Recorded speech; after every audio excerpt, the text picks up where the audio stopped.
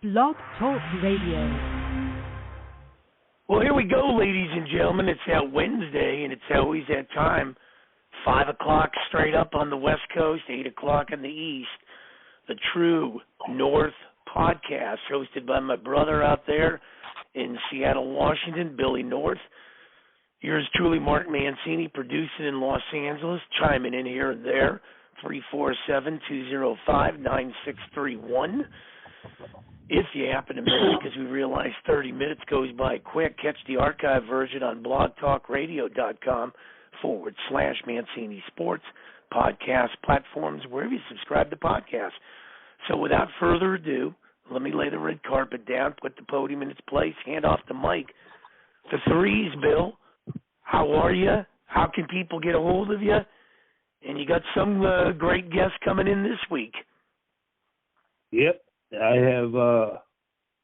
I'm doing good, except for it's 23 degrees here, and I couldn't get my gas cap open.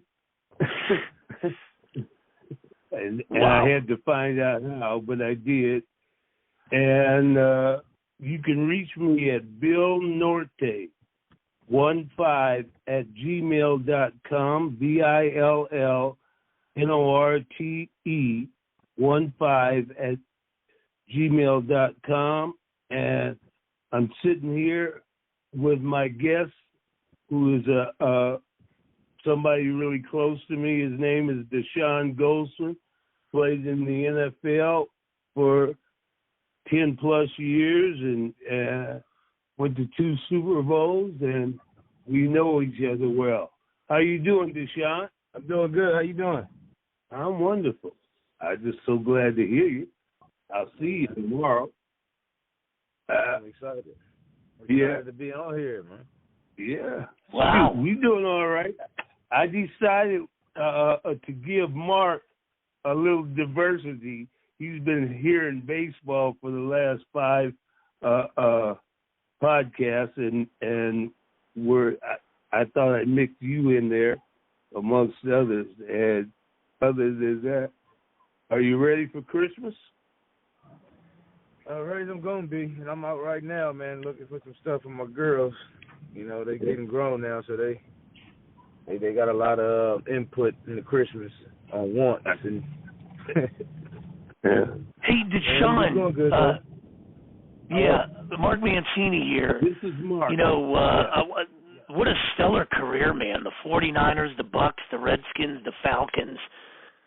The first thing I want to say is I kind of grew up as a Steeler guy, and it's a sad day in Pittsburgh being raised, out in Los Angeles and born in the Burgh. Franco Harris passed away 2 days before the celebration that they were going to have in Pittsburgh for the 50 years to the day, the Immaculate Reception.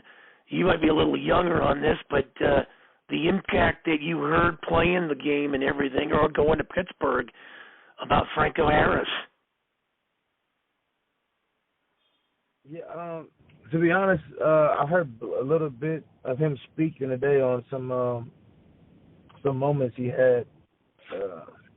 Didn't realize the passing, Right. And he was one of the greats, one of the legends, that paved the way for a lot of us that play in the league. It's unfortunate that what happened, but I really don't know too much on that, man. But I could just harp a little bit on Pittsburgh. I was fortunate to play a couple of years. I played at least 3 games in Pittsburgh during my career, and I mean that stadium alone in the city behind that football team is impeccable. Their fan base and what they stand for is tremendous, man. And I know they're feeling it right now with the passing. Yeah. One more, and I'll give it back over to Bill. I got a question for you, Dashon. I come from an era of safeties that used to seriously hit. You had Ronnie Lott. You had Kenny Easley. You had Dennis Smith over there in Denver.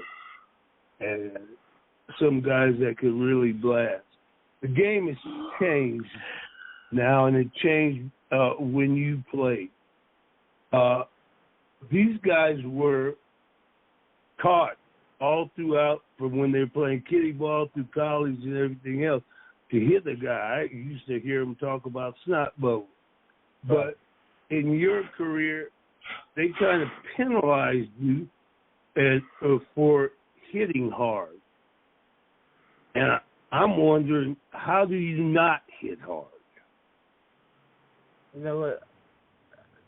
The game is obvious right now. Like if you're a fan of the game and you don't see what's going on,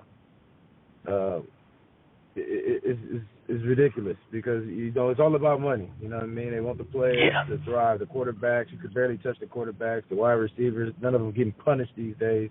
So it's all about points and money and touchdowns and all of that stuff. Where football is a competitive sport. Me on the other end is I grew up playing defense.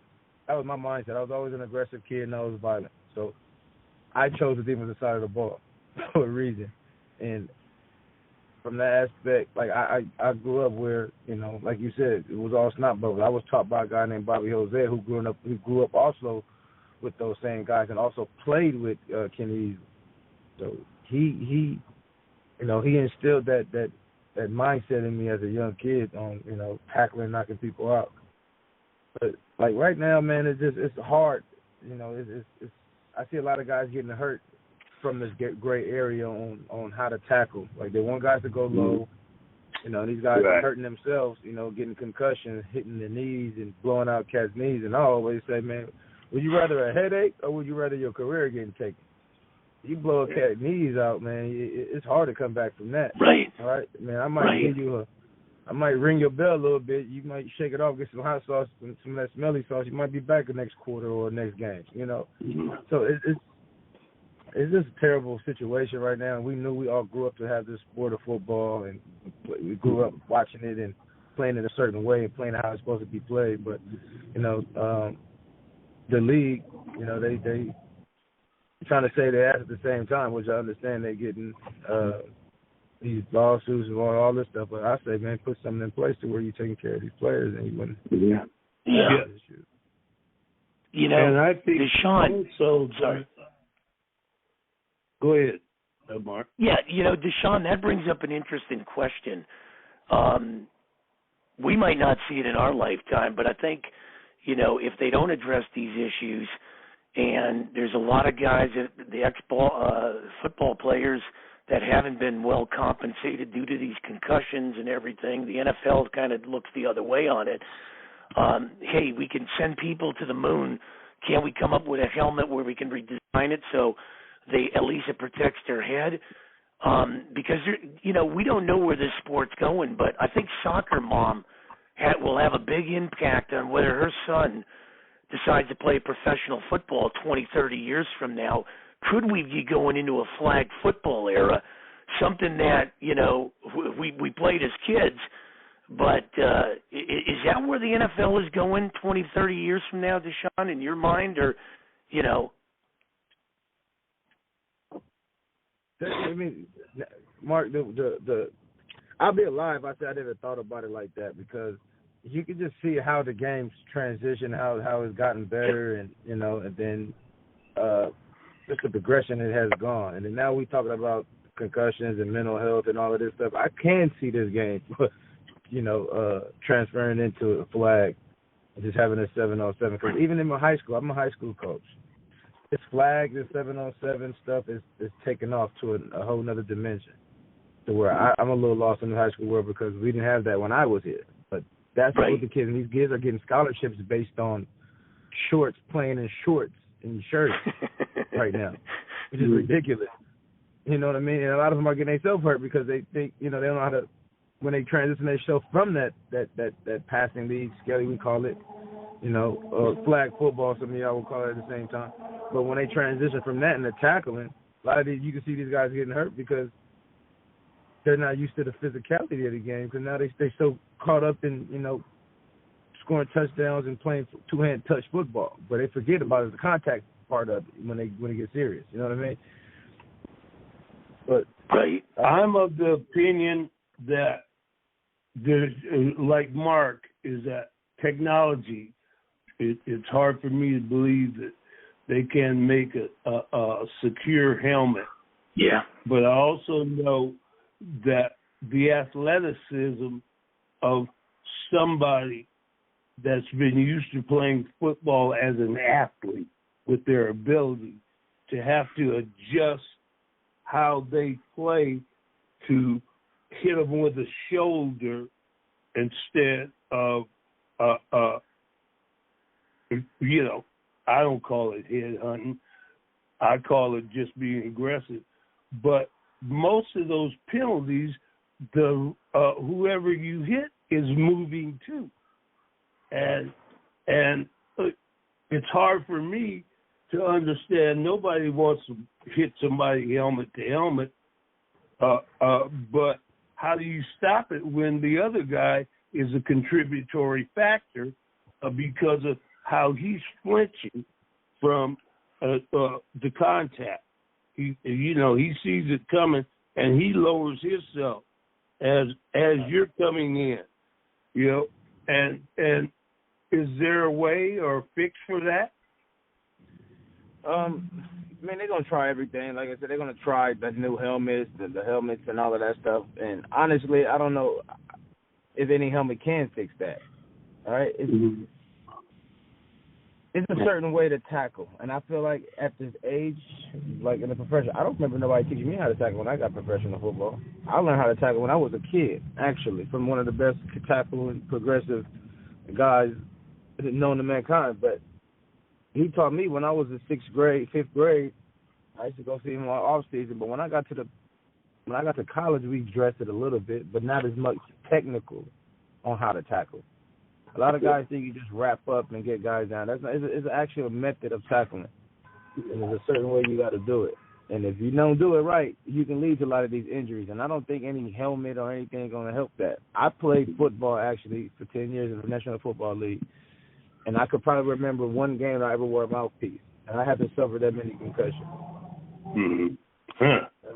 I delivered. Wow. I kind of feel like mouthpiece, or kind of like has something to do with those concussions. You got to think about the trauma, the impact you getting hit, and that trauma you biting down on your mouthpiece. I think that's what's causing a lot of this brain function. Now, I ain't no doctor or nothing, but I just know from my stats, I played and I hit people, for a living. I didn't even wear a mouthpiece. Yeah. No. I know this much. I had a good friend back in the days of being in Oakland named Jack Tatum, and I also had one named Eric Wright. And Ronnie Lott's a good friend of mine. And you know what? They were taught to hit hard. And I don't know. And now, if you land on a quarterback penalty, it's a quandary. I'm not sure what the answer is. Yeah. All right. Because a lot of this stuff is going to come down to people's pockets, because you get fined for those hits. When you see those flags go up and they get you with those hits, you get fined. Right. I was on the other side of that where I lost $500,000 just due to fines on tackling. And then there's no kind of record of where that money goes. You can't keep that money back. You get delivered to a charity of your own. Like, it's just gone. Like, where's it? You have no wow. accounting of it. Right. Yeah. Which is ridiculous. It's really ridiculous. Because, and like I said, like you said, even these quarterbacks, I was watching the 49er game the other day. I was watching the 49er game, and, Osa went in and made a great move on the tackle, got to the quarterback, and just tackled him and took him to the ground. Like, didn't even do anything that I felt was out of the ordinary. They threw a flag on this guy. Now, he's going to have to pay for that financially. At the same time, that could have been a tight game situation where it could have been a couple of yards from a field goal. They could have, keep those out of field goal range, but that 50-yard could have got him there. It could have been a Super Bowl. Like, those little things is causing the game to be, is watering down the game. You know what I mean? It's not making it fun to watch. I don't want to watch football as much as I used to, just because it's boring. There's flags all through and they're ridiculous. Nobody getting hit. There's too much excitement going on like it used to be. Yeah. Let's talk. Exactly. Go ahead, let's talk about that. No, that's okay. Let's talk about that Super Bowl in 2012, because I really like the guy that was coaching you in Jim Harbaugh, the Battle of the Harbaughs. To me, Jim, I think really, orchestrated Stanford. Then he came into San Francisco. Man, that must have been. Tell us about him. I had a chance to interview him a few years back, and to me, it's a guy I love playing for. I mean, I'd run. He kind of reminds me of that old school mentality coach. Have fun but just bust your ass on the field. Dashon, how was it to play for him? I know you guys came up short, in the Super Bowl, but you had 9 combined tackles and everything. But just playing for Jim Harbaugh. Oh, Mark, you hit it on the head, man. I to be honest, it was an honor playing for him. Because Harbaugh was a great guy. Like you said, he was easy to get along with as a coach, man. He played the game also, so he can actually relate to a lot of the players in a lot of situations that we were in. I feel like he did a great job of preparing us game in, week out, and he also brought the team together. Like, we had some good football teams while I was there. We had a great draft class and all that, but it was just some things that didn't, we needed to get disciplined about, and I felt like he just came in at the right time on top of that. Not taking anything, credit away from him, but, we had some guys that did some things. Coach, Nolan put a good squad together. Then Coach Singletary took over and implement that discipline that we didn't have and that we needed as a football team. He did a great job of that, and I always respect Coach Singletary for that. He did a great job with that, and Harbaugh just came in and made it fun. He put it all together and made it more fun and not about business. It's football, it gets to that point. It gets to that point to where it's just you lose interest in it because it's all business, and you survive with a business. Yeah. But Harbaugh came in there and made us feel like kids again. We used to hang out off season, do fun team activities together, get to learn your teammates, things like that, and everything just came together, man. We just became a family, and I think he had. So you're pretty much like me. I think he's going to roll TCU, and then he's going to take Georgia out, and somewhere along the line we can celebrate. Yeah, I hope he do, man. I'm pulling for him. I hope he does. I know I'm pulling for him. Yeah. I want to know this much. This is a personal question. Tell me about your gangster butt when you was in high school with the raffles. Oh, man. You in high school? Yeah. I saw that talking about you need to make some money, and so you started having, you and your partner started having raffles. Yeah, man. We that was just us being kids, man. I went to school with my best friend to today, Donnell Wheaton. It was always, trying to find our next hustle. We like nice things. We always wanted nice shoes, and we always, wanted to find out what we're going to do during the weekend. Let's go to the mall, movie. So we had to provide for ourselves, man. And he just had a hustle mentality, at a young age. And we just always try to figure out ways to make money. And back in school, middle school, we started selling candy. We'll go to one of those Costco, Sam's Club back in the day, and just buy the big bulk of candy and sell them, cheaper than the school was selling them. So we was getting them off pretty quick. But we got, we started getting smarter, and the more money we got, the bigger risk we started taking. We started doing this raffle.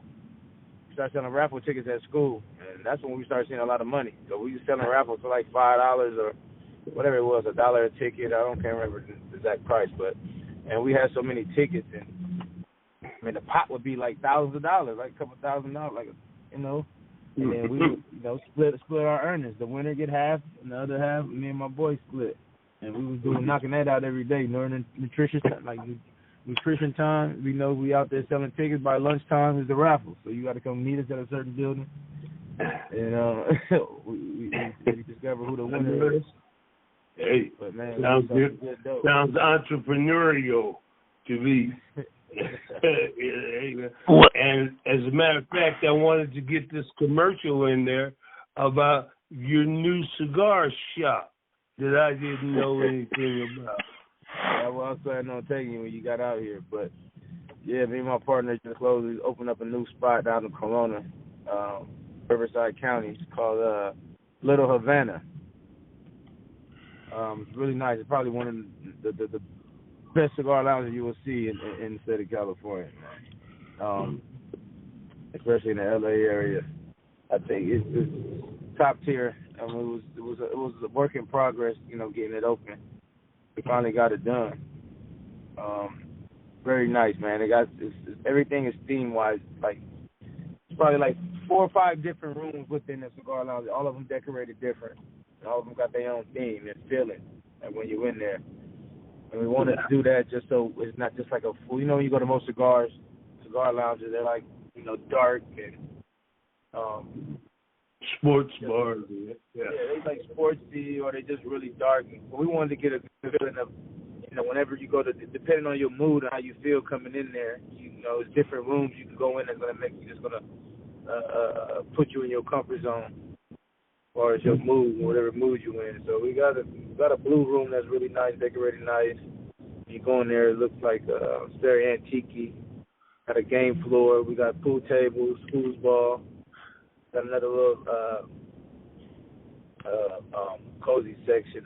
That's dark. It's dark, but at the same time, it's nice, man. I think when you come out here, you're gonna get a better visual of it. But it's top tier, man. I'm excited about it.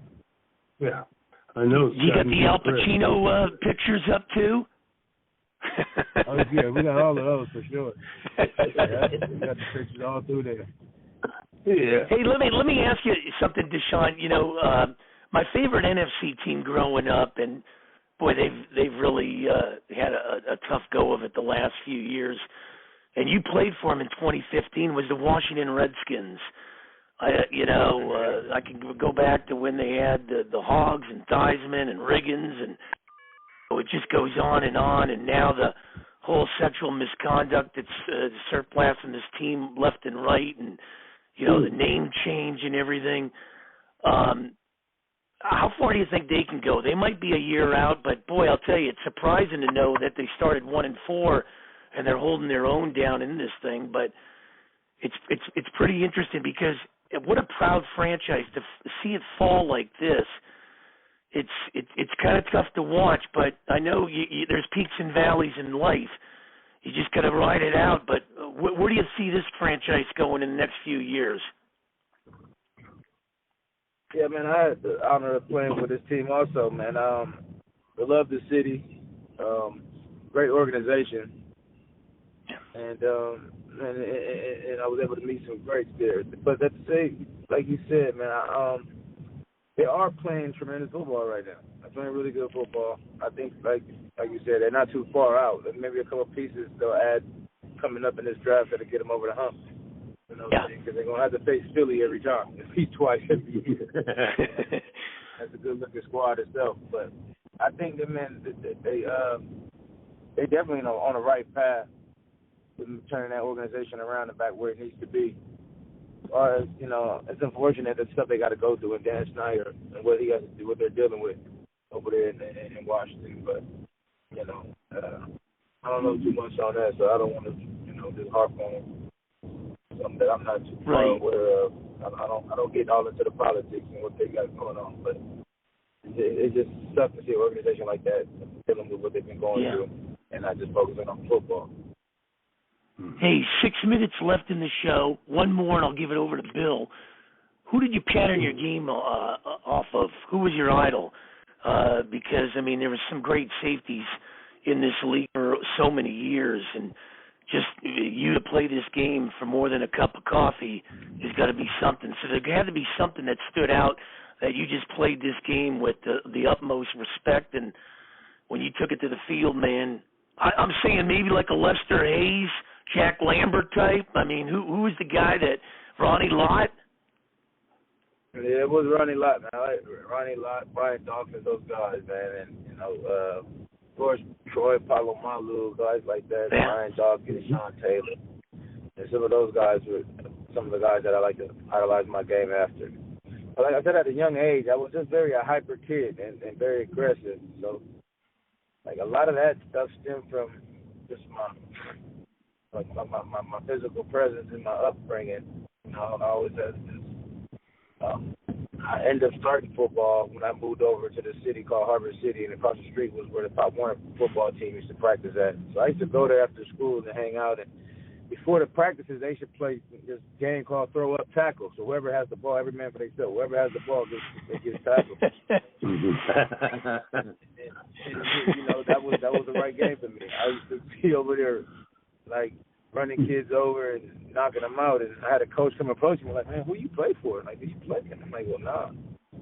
That's how I got into the whole football thing. But I just started watching. Like, I got fond of the Cowboys at a young age, man. Deion Sanders was a guy that I really liked. Yeah. You know, I just like his whole style and his demeanor and what he brought to the game, his confidence. You know, he although he played corner and I played safety, I did, you know, kind of mimic him a little bit because I thought I was a corner. My coaches always tell me, man, you should play corner. You're going to play corner in the league. That's when I was in high school and college. And my coach actually switched me from safety to corner when I went to the University of Washington. I ended up still getting drafted as a safety, which was fine with me because I liked the position anyway. But, you know, I kind of idolize my game of a lot of those guys, man. I can't forget Ed Reed also, man. He's one of the guys. Yeah, Ed Reed, Ravens. He's the sideline to sideline, playmaker, big time. Well, I always ask Bill this. Yeah. Real fast, 3 minutes. Bill, I always ask you this. I'm going to ask Dashon. The worst stadiums fans and the best stadiums fans besides the teams you played for. Who had the worst fans when you traveled into that thing where, oh, God, this is going to be a long day? Oh, for sure, the 12 man. Out in Seattle, man. That 12 man was something serious. That was something serious. You know, I also hated playing in it, but I loved it. I loved the competition and being in there. You know, it always brought the best out of me, and I'm sure a lot of guys that go through that stadium. And, of course, you know, Oakland Stadium. The Raiders were at back in Oakland. That was also a tough, you know, environment. I remember when I played in San Fran, they kind of banned us from playing in the preseason. Yeah, I remember that. Yeah. Yeah. I know that. I'm an old Raider fan. Yeah, I go back to Gene Upshaw and Kenny Stabler and Howie Long. Boy, yeah. Cliff Branch was one of my favorite people. Yeah, he was a good man. Yeah, we used to all hang out together. Unbelievable. We all won world championships. Yeah. Well, as we wind this thing down, Bill, I know next week we got an archive, and we resume with the live on January 4th. Basically, let everybody know, we want to wish everybody a Merry Christmas and a Happy New Year, good things in 2023. But how can people get a hold of you, my friend? They can reach me on my Gmail account. It's Bill Norte, BILLNORTE 15 @gmail.com. Dashon, I need somebody to pick me up at the airport tomorrow.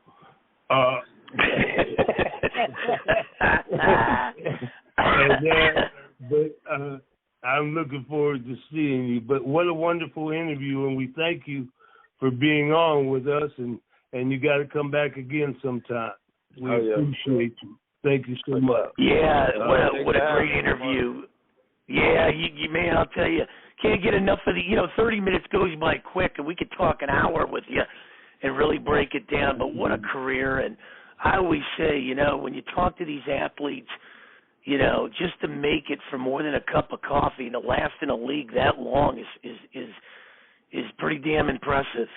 And boy, I'll tell you, it's a tribute. I don't know if you ever sit back there with one of those cigars in your shop and light that thing and reflect on what you've accomplished, and maybe you've created role models out there in some of the cities you've played. But definitely, it's such a blessing to talk to you.